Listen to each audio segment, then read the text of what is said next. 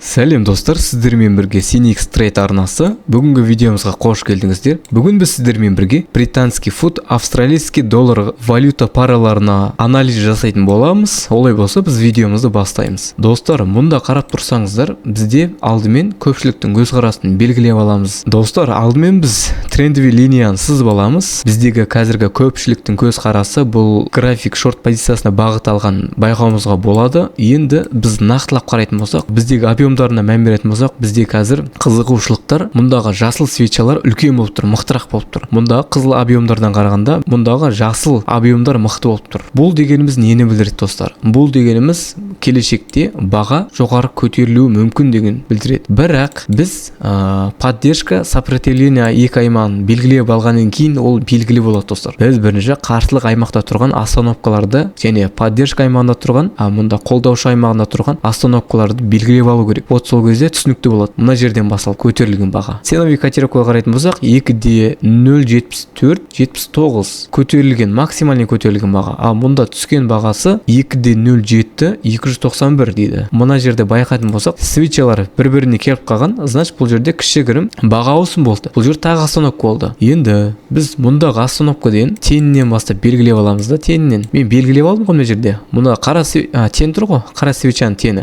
Осы теннің ұшымен мұндағы свечаның денесімен, свечаның тенімен емес, мұндағы белгілеген свечаның өзімен белгілеп аламыз. Біздегі астындағы поддержка аймағын солай белгілеп аламыз. Мен өзім дұрыстап алдым. Енді біз мұндағы жоғарыға қарсылық аймақты сызатын боламыз. Свечаның денесімен және тенінің ұшымен белгілеп аламыз. Достар, кейін байқайтын болсақ, біздегі мұнда тағы остановка болған екен. Мына жерде баға түскен, сәл көтерген бағаны, қайтадан полный түсіп кеткен. Мына жердегі сопротивление аймағын біз осы жердегі тен бойынша белгілеп аламыз. Міне енді дұрыстал. Енді біз бағаны нақты біле аламыз. Қайда кетіп бара жатқанын, қайда жол тартқанын. Біздегі екінші объемдарына қарайтын болсақ, бізде объемдар кішірейіп жатыр. Біздегі бірақ кішірейіп жатқан объемдардың қызылы үлкен болып тұр, жасылы кішкентай болып тұр. Значит, келешекте баға осы аймаққа кетіп бара жатыр. Мұндағы аймаққа кетіп бара жатыр. Міне, осы аймаққа келіп тіреледі, я болмаса мына жердегі аймаққа барып тірелуі мүмкін. Тоқтайды деп ойлаймын. Осы аймаққа барып тоқтайды, ары қарай жоғары көтеріледі. Өйткені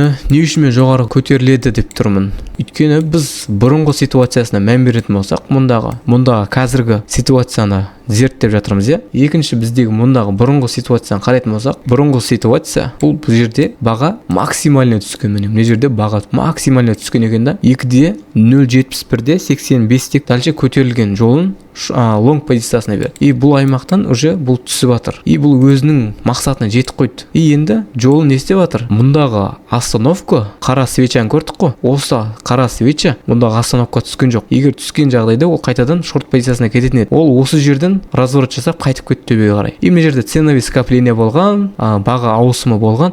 Значит, баға ауысымы болса, бұл келешек баға ауысымы шорт позициясынан бастап келгенде баға бір разворот жасап берді. Потом ары қарай ценовый скоплениенің арқасында бағалар жоғары позицияға көтеріліп жатыр. Міне достар, бүгінгі бізде британский фунт пен австралийский доллардағы валютный параларға дәл осы анализ жасап көрдік. Біздегі стратегияны қарапайым мысал ретінде түсіндіріп көрсете алдым деп ойлаймын. Бүгінгі видео пайдалы болса, арнаға жазылып қойыңыздар. Келесі видеода кездескенше достар.